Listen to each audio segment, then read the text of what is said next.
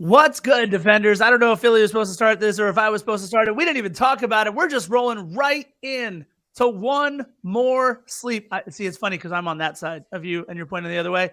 What is good? It is time for one more sleep. You guys know what it is. It's the night before a match, and it's not just any match. It's our first away match in Nashville of the year. In fact, we only play one away match in Nashville of the year. So that's kind of nice. Going to Geodis Park. You know my voice. I'm the Scarf, J.R. Liebert, and to my left, but I think I'm on his left, on his screen. I don't know what's going on right now. That is one Christian Philly Philemon. Sun is shining in Los Angeles after a glorious victory down south in Carson. Life is good, Scarf. Life is sincerely good. LAFC's gearing up for a Champions League semifinal. We're ready to go to Vegas here in a couple of days. Still undefeated in Major League Soccer. The sun is certainly shining on the black and gold. That's why I'm wearing my glasses, after all. That and the fact that the lights back here are utterly blinding. But hey, blinded by the light, cool as a cucumber, sun is shining. Life is good for defenders of the bank and the millions of our listeners. That's right. That's right. Look, I just wanted to show everybody the new parlay kit is not just in, but it is here. It is on me. I want to remind everybody a fact that I forgot for myself when I was ordering.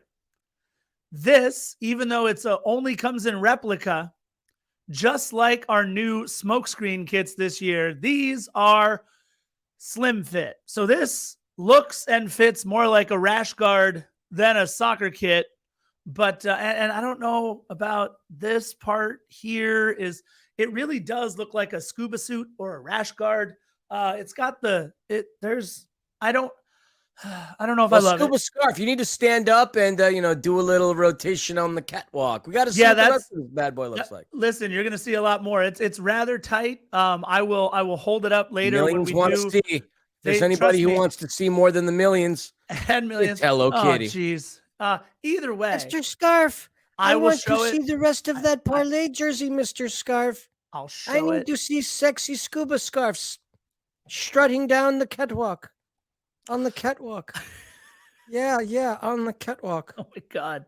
I promise I'll show it on episode 242. Is it 242? Yeah, I'll show it on episode 242 when it's not on my body, because again, Scarf doesn't fit into an extra large slim fit jersey nearly as well. But up here, it's not so bad. It's the rest of guns. We got, yeah. Ah. Yeah, I got to put those away. I'll get in trouble. Either way. Walker and Texas Ranger. Oh, well, speaking of Walker, Philly, we're walking into Geodis Park to take on Walker and the Nashville Soccer Club. This should be, I almost said sporting club, but that's not it. Nashville SC. Look, Philly, this has been a team that has underperformed a little up until this point in the season. We are 8 matches in? I believe they're 3-3-2, and they are averaging fewer than 1 goal per match on the season. Scarf, they've been underwhelming, yes, and you've been very nice about stating that. Over the course of their last 5 games, they have lost 3 of them. So, I mean, they're not looking fantastic right now, but, we're a quarter of the way into the season. They still have a positive goal differential. The record is less than stellar, but things can turn around relatively quickly. The interesting thing, though, in our short histories against each other, we have never beaten Nashville at home because they beat us at home on decision day. And Nashville has never beaten us at home because we beat them the first time that's transpired. And then throw in another factor that Hani Mukhtar has not scored a goal at home all season sparks a very compelling storyline going into Vegas. Now, we mentioned on the last pod when we do word associations, we hear Galaxy, immediately we default to the terms basura y mierda. But when it comes to Nashville, I think country music. Yeah. I think barbecue. Yeah. I think fun nightlife. Yeah. And I think bachelor and bachelorette parties. All positive things for that matter. Yeah, you mentioned positives. You mentioned positive goal differential. Philly, I just got done saying that they can't score a goal, scoring less than one goal per match. And yet here they are. with a positive goal differential because, for the simple fact, they have given up exactly 4 goals on the season. This is a very, very solid club defensively.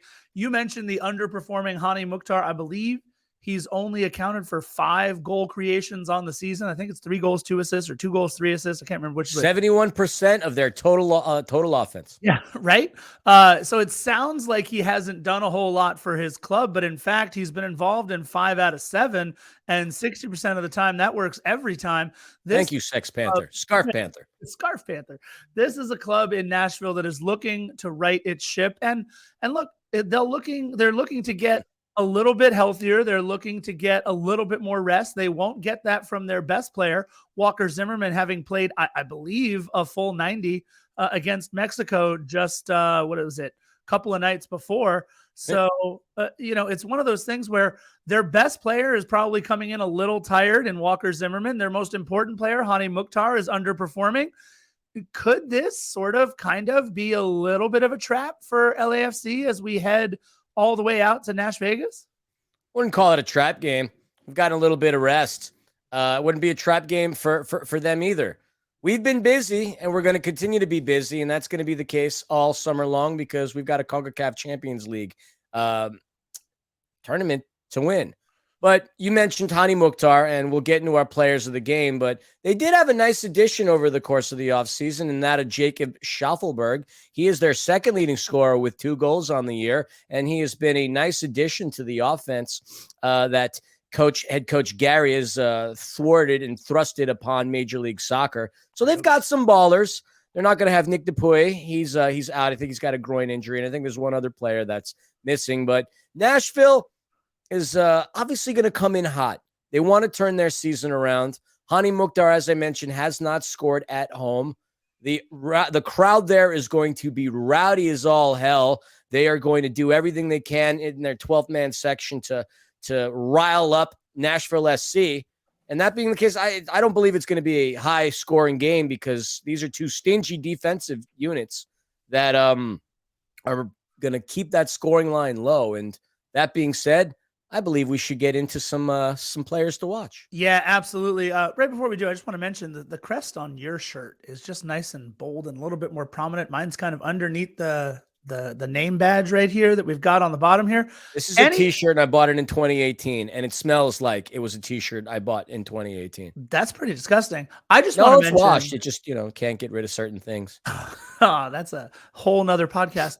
I just want to mention the essence of excellence. Philly, anytime somebody sees that crest, the crest that you're wearing over there, walk into their stadium, we know we get their team's best effort. We know we have the target on our back and the target on our front as if we were a team of all-stars ready to play in that all-star game. So I completely agree. We're going to see the best we can from Nashville. Let's get into our players to watch. And what I love, Philly, when we used to do this for 110 football, and we hope that we get to do this again with our friends over at 110 football. Shout out to Vince and Connor and Max and everybody involved with everything over there.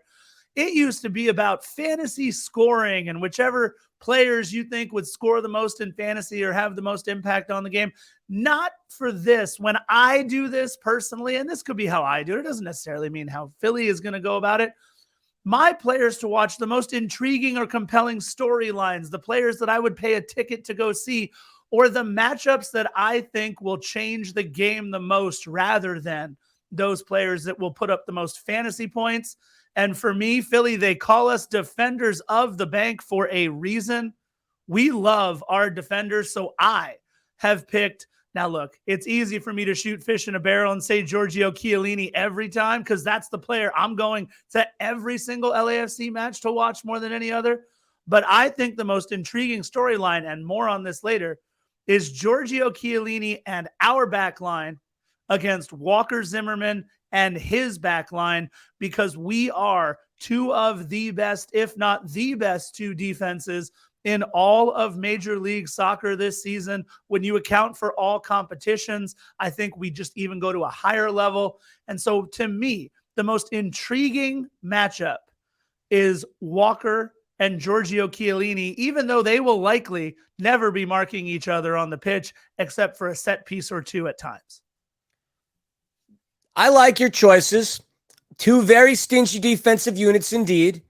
Nashville has only allowed 4 goals in the season, whereas LAFC has allowed 5, and 2 of those most recently down in Carson. Yeah. And so defense is clearly going to be the big storyline here. But I was going to say, I have a feeling you're going the other way on this one. I am going the exact opposite way because nobody wants a scoreless, snoozing match. So therefore, my players to watch are... Look, it's not because I'm biased and I'm German and I love the Germans, but he has contributed in 71% of the offense. Hani Mukhtar is a big part of Nashville SC. He is the reigning, defending 2022 MLS Cup MVP, having scored 23 goals and 11 assists last season. This is a dangerous, dangerous man. He might be the man in black, and I don't mean Johnny Cash, and I got to tell you, that's one of the sickest kids in Major League Soccer. But Hani Mukhtar is the straw that stirs the... I don't want to say the coffee. It's what's Sweet strong tea? and stiff. Sweet The Boilermaker, tea? let's put it that way. Beer and whiskey. He stirs that for Nashville SC. They like beer and whiskey in Nashville. It's a drinking town. That is my player to watch. If they're going to be any kind of danger in this game, if they're going to score any kind of goal, it's either going to be scored by Hani or it's going to be assisted by Hani, who leads the team in both statistical categories. And the man who, I don't want to say he was quiet because he certainly contributed, although not necessarily within goals and assists, is our leading scorer, Denis Bouanga. That is a man that's going to score a goal in this game. I fervently believe that. So between these two titans of Major League Soccer, we are going to have a not very high scoring game, but when those goals do happen, I mark my words, they will come by way of one of these two gentlemen, and how they contribute to it. It'll either be a goal or an assist. I have no doubts that that's going to be the case. Philly's picks for players to watch brought to you by Low Hanging Fruit. That's right. He just picked the 2 best offensive players out there on the pitch. I love it. And you picked the best defensive player on the other team and your favorite players. So let me turn that around on you, Low Hanging Fruit. I love it. Dole Whip. Hey, I love me a good Dole Whip. Oh man, I miss them. They used to be they were at Banc of California Stadium. They're no longer at BMO. But that being said, keys to the match. My key is very simple. It's going to lead right back into what I was just talking about earlier with Walker Zimmerman and Giorgio Chiellini. This is going to be a battle of the back lines. And I do want to say, you and I, Philly, were both very, very impressed with the play of Aaron Long last match. He had a lot to do on a lot of different set pieces, and he was the one playing the role of what we got used to seeing Walker Zimmerman do on set piece after set piece for us back in our early days, and that was taking the ball, driving it out of the box, whether it was a header, marking the best man in the box. Aaron Long did a wonderful job last match. Giorgio Chiellini got to rest the entire Carson game. So I think we're going to see a very healthy and very rested Giorgio Chiellini. We're going to see, obviously, an inspired Aaron Long after the way that he was playing in this last match. And a player who has done very little wrong all season, to be perfectly honest, is one Jesus David Murillo. We already know what we get from Ryan Hollingshead and Cheeky Palacios. If Cheeky can just calm down just a little bit, center that energy, focus that rage on the opposition's back of the net rather than at the pro referees, I think he might get a yellow card or 2 less than he's headed for the rest of the season. But our back 4 against their back 4 is going to be the compelling storyline of the match, in my opinion. Philly, your thoughts? About your statement or my thoughts about my keys to the game? No, your key to the game. What you got, buddy? You need to be more specific with me, man. I need to have things literally spelt out for me. My keys to the game are simple. Triple H, baby. And I'm not referring to the gremlins of Harry, Huff, and Hagrid. I'm talking about holding Hani hostage.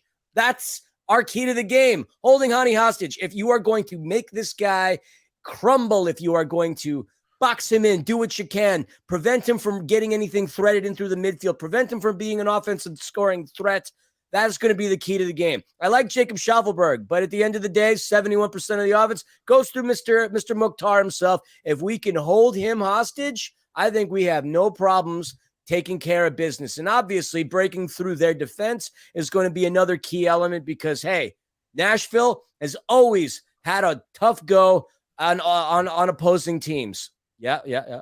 We get 2 keys to the game now. Hold on.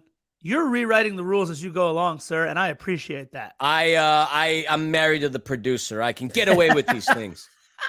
I love it. That, you know what? No better reason than how you can get away.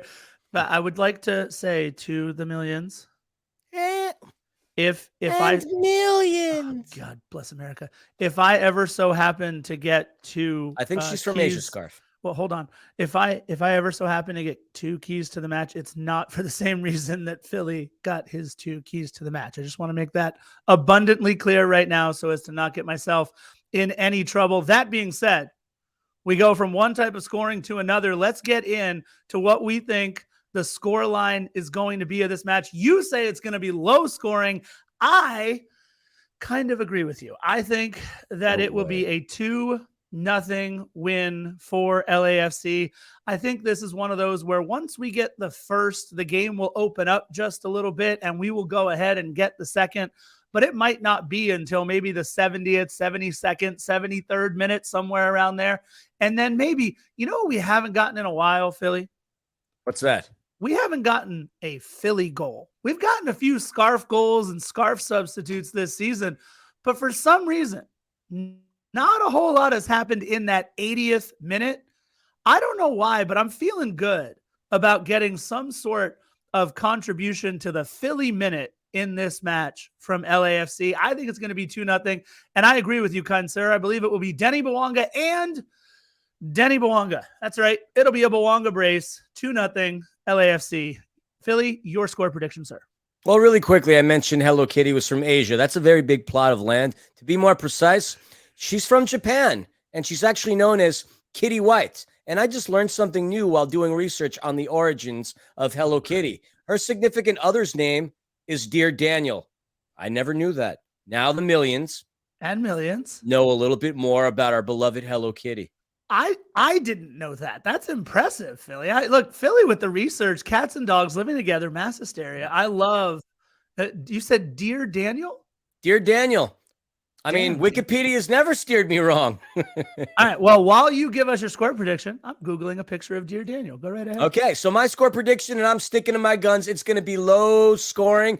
Hani and Denny, 1-1. Whoa. LAFC stays undefeated, but they don't walk out of Jodas Park with the 3 points. I think it's going to be a defensive battle between these two.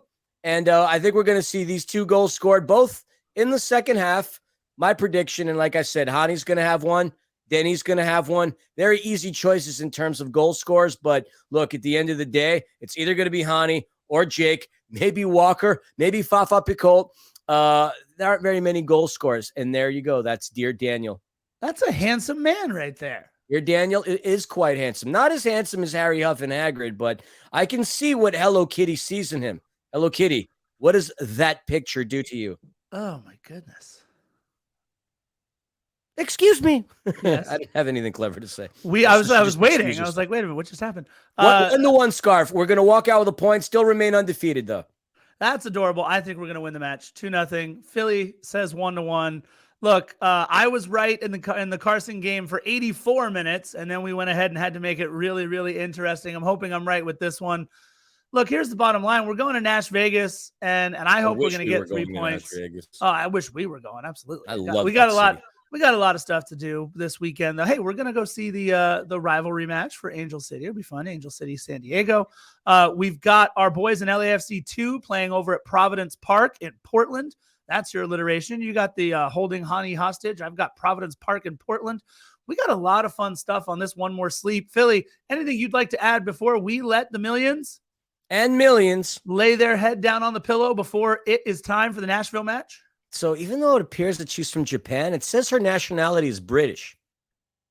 You got talking about Kitty White, of course, aka Hello Kitty. You got a lot of rabbit hole to continue going down towards, my friend, to finish up your Hello Kitty research. Have a good time with that one. No, I will. It's fascinating, and I do it just because I enjoy the look on your face anytime she comes out to play. Mr. Scarf, I love you. You see that? She loves you, Scarf. Anyway, I'm done. We were so close to keeping this under 20 minutes. We almost did. But the cool part is now you get to hear our really cool guitar riff at the end of One More Sleep. Here we go. Bye-bye.